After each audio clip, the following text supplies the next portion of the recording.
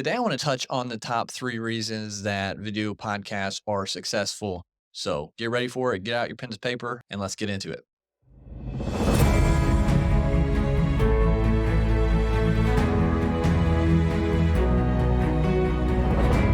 All right. So the first thing successful video podcasts do compared to everyone else is they get right to the point and hook their listeners in for that episode.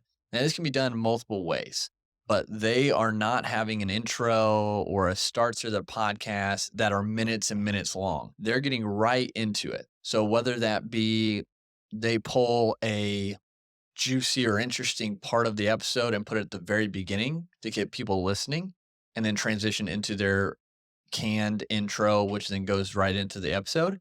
That's one way to get a hook. Or they start with something very interesting or controversial or something that, again, intrigues people, gets them wanting to listen. And so that might be them just introducing the episode and doing a polarizing comment or question to those listening. So that makes the person want to find out the answer or hear their side to things or why they think that way.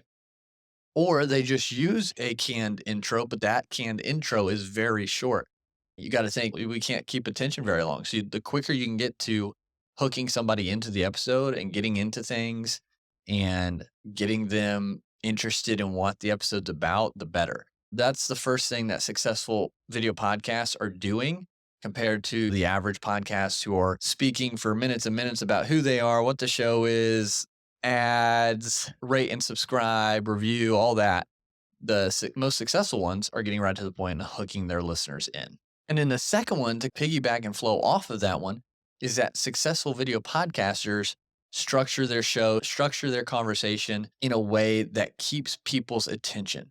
So again, multiple ways you can do this, and it could just be where you've grown an audience and they come to expect you to ask really thought-provoking questions to your guests or bring on really valuable content that they can learn from and that has benefited them. Or you can do things where at the beginning, a lot of successful shows, they will tell you what you're about to hear again, then they will tell you why you need to stay and listen to the end.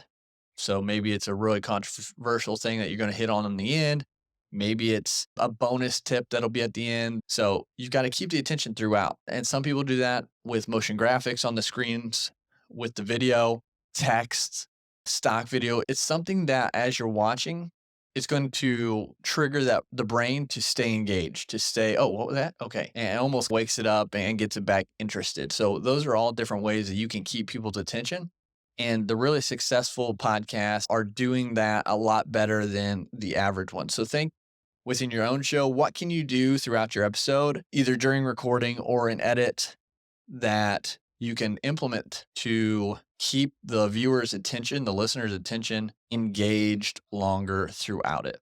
And then the third piece that successful video podcasters do compared to the average is that they are more consistent and they've been consistent. You look at a lot of the big name shows out there, ones that everyone knows about, and they've been doing either their business growing an audience, their brand growing an audience, or their show growing an audience for multiple years, 3 or more years, most likely. So they've taken the time. They've put in the work, they've done what it takes to grow an audience and continue to grow that. They showed up when they didn't feel like it. They showed up when they didn't feel good. They showed up when they weren't getting results. They showed up consistently.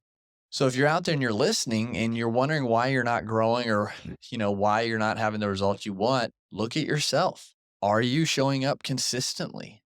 Are you going and reaching out to people who might be interested in your show? Are you going and reaching out to new guests? Are you going out and posting about your episodes, your show, your expertise consistently, at least once per day? It might seem like a lot, but the average and under average brands and shows out there are posting once a month, once a week. So you've got to stand out. You've got to do more and be seen. So are you showing up? Are you being consistent? Are you being consistent on other people's podcasts, utilizing their audiences to get in front of someone who's already warmed up and listening? Then you can share your expertise and maybe have some new audience members via that. So are you putting in the work? Are you doing it consistently to become successful?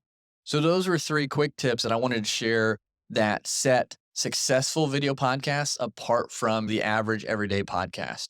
And maybe you're in between. Maybe you're on your way to being that quote unquote successful podcast.